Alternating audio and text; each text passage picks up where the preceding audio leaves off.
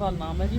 चंद्रपाल जी, ये कौन सी कॉलोनी है? ये परशुराम कॉलोनी है जी। और ये जो लालवे को जो रास्ता गया है, इसके जिनके साथ में ये एकड़ ज़मीन भी खरीदी हुई है, उसमें भी अवैध प्लॉटिंग काट रहे हैं। और सुविधा कोई यहाँ जी कोई ऐसी कोई बढ़िया सुविधा नहीं है। पहली कॉलोनी 10 साल पहले 15 साल पहले कटी हुई हैं, उनमें कोई सुविधा नहीं है।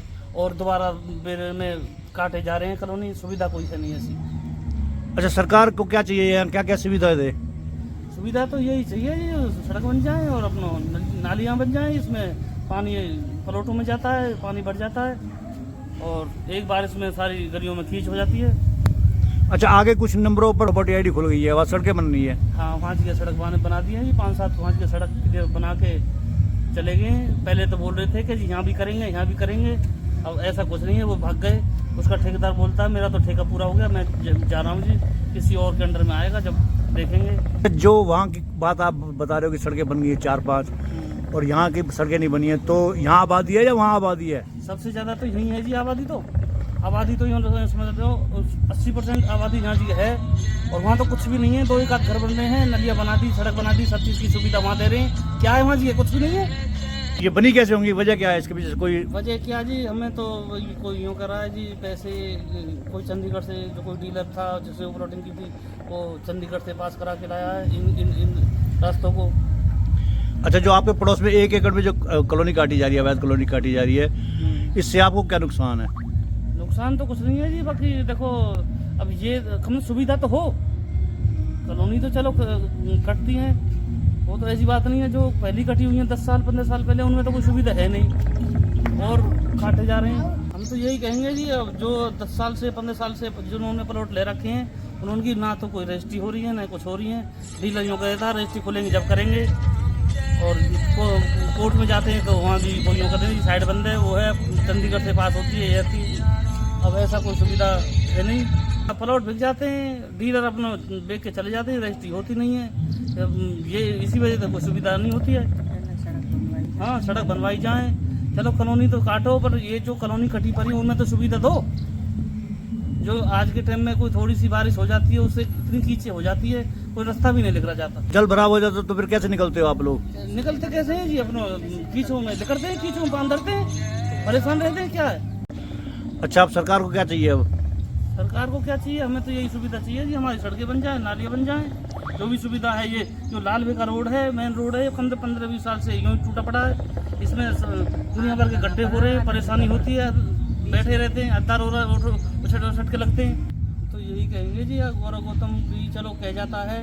अभी आया था गौरव गौतम, यहाँ जी ऑफिस खोला था, वहाँ जी इस वक्त आया था, उन्होंने बोला था कि जी इस टुकड़ा को जो है इसका जल्दी से जल्दी नंबर लेंगे। अभी तो कोई कैसी भी सुनवाई नहीं है, महीना 20 दिन हो गए बात करना है। रोड तो बनना चाहिए, मेन रोड है जी। कॉलोनी की भी देखते हैं, कॉलोनी का चलो मत बनो, लालवा रोड तो बनना चाहिए, मेन रोड है जी। आपका जी? राजपाल भारद्वाज। भारद्वाज जी, बताइए क्या समस्या है? हमारे यहाँ रोड में गंदगी बहुत है। ये रोड बहुत टाइम से बनी नहीं है, बहुत साल हो गए आज। कौन सा इलाका है, कितने वार्ड में है? ये परशुराम कॉलोनी है। क्या क्या समस्या है यहाँ पर? यहाँ में अभी सीवर लाइन नहीं डली और ये गंद रोड की बुरी हालत है। बस यही है हम कि भी गौरव गौतम से मिलके बोलेंगे कि इन सड़कों को बनाएं। हाँ। आगे सड़क बन चुकी है पर यहाँ नहीं बनी, यहाँ एक बार भी नहीं बनी। और सीवर लाइन भी नहीं डली, अभी डली आधे में डली, आधी रुक गई ऐसे ही। वो पहले बनाई थी। यहाँ देखो, यहाँ गंदगी कितनी है। हाँ। बहुत टाइम से पानी भरा ही रहता है और यहाँ बीमारी फैलने के खतरे है इस गंदगी से। ये गौरव गौतम जी से यही उम्मीद है कि जल्दी से जल्दी ये रोड बनवाएं। हाँ। कि इतनी बहुमत से जिताए हैं वो, हमने सबने मिलके, तो अब जल्दी से ये रोड बनवा दें, है ना। गटर ये सीवर लाइन ये डलवाएं। परशुराम कॉलोनी ये एक बिरादरी की नहीं है, और ये सभी बिरादरी की है, और ये इसमें काम करवाना चाहिए। परशुराम कॉलोनी नाम रखवाया यहाँ से, बाकी परशुराम जी सभी बिरादरी के थे। वो महापुरुष, इसलिए इसमें काम करवाना चाहिए। विजय राणा जी, बताइए, पलवल में अवैध कॉलोनियों का कारोबार काफ़ी फैल गया है जी। लोग बाज नहीं आ रहे हैं अवैध कॉलोनियाँ काटने से। भूटानी जी, मैं आपको एक बात बता दूं कि हम अवैध कॉलोनी चारों तरफ शोर मच रहा है।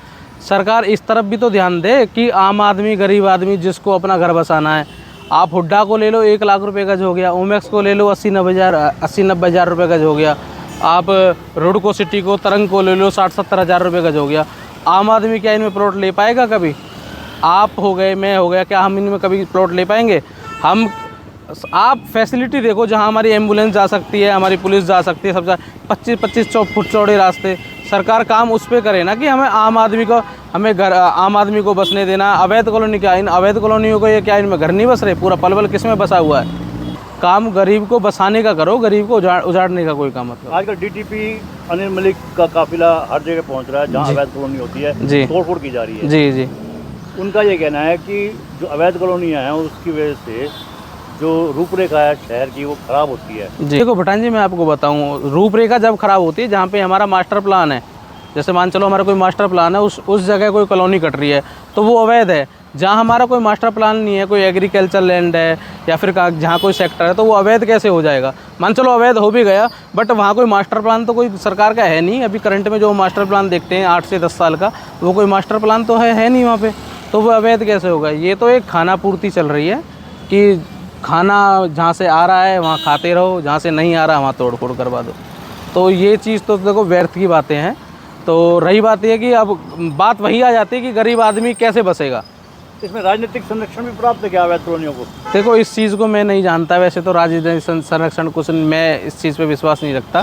बाकी मैं यही कहता हूँ, मैं डीटीपी साहब भी इस चीज़ पे गौर दें कि गरीब आदमी कैसे बसे। गरीब आदमी को बसाने की ये इनमें हम 15-16 हज़ार रुपये गज, आप गरीब आदमी प्लॉट लेकर अपना मकान में 4 कमरे बना के रह लेता है। गरीब आदमी हुड्डा में नहीं ले सकता, रोडको सिटी में, तरंग में, इनमें नहीं ले सकता। अरे कार्रवाई करनी तो कहीं ऐसी जगह करो जहाँ लोग अपना अवैध कब्जा कर रहे हैं। आपके सामने देखो यहाँ पे कितना अवैध कब्जा हुआ पड़ा है सोहना रोड पे। मानक सैनी ने कितना लंबी चौड़ी जगह पे कब्जा, अरे कॉलोनी तोड़ फोड़ करनी सबसे पहले यहाँ करो ना। जो तो निखालिस उन पे पास कुछ है ही नहीं, वहाँ तोड़ फोड़ हो नहीं रही है। जिनके पास रजिस्ट्री करवा के जो अपने 10-10 करोड़ रुपए लगा के प्लॉटिंग कर रहे हैं, वहाँ तोड़ फोड़ हो रही है।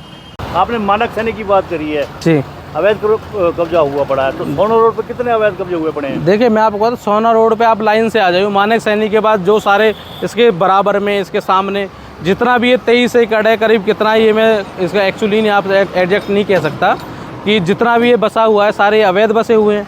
अगर डीटीपी साहब को कार्रवाई करनी है तो इन लोगों पे करे, यहाँ तोड़ फोड़ करे। इनके पास तो कुछ है ही नहीं, ये तो अवैध ही बैठे हैं। जो सरकार की ज़मीन जहाँ पहले लड़कियों का कॉलेज पास हुआ बैठा है, इन पे तोड़ फोड़ करे। इनके सामने जो अभी मेरे ख्याल से हफ्ते 10 दिन के बाद यहाँ पे अवैध कब्जा होने वाला है, इनको पहले रोके। जो निखालस नगर परिषद की ज़मीन है, इन पे सरकार का प्लान भी और जल्दी में कॉलेज भी बनने वाला है। कार्रवाई यहाँ करें जहाँ कार्रवाई करने की जगह है। ठीक है। पर भूटान जी, मैं कल आपकी एक वीडियो देख रहा था, परशुराम कॉलोनी में कुछ लोग बोल रहे थे कि यहाँ सड़कें नहीं बनी, यहाँ ये अवैध कॉलोनियों में सड़कें बन गई, हमारी अवैध कॉलोनी से यहाँ बसावट ज़्यादा है। तो मैं एक बात उनसे कह सकता हूँ कि ये बसावट बेशक आपकी ज़्यादा बढ़ गई है, पर अवैध तो आप भी अवैध में ही बैठे हो। आप कौन सा अवैध में बैठे हो? आप मेरे को ज़रा बता दो, अपने जहाँ आपके मकान बने पड़े उनमें रजिस्ट्री हो रही है।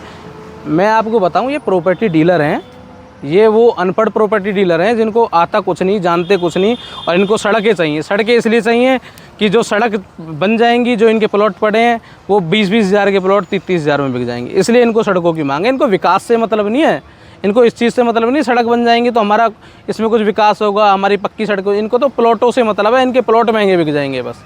ये प्रॉपर्टी डीलर हैं सारे।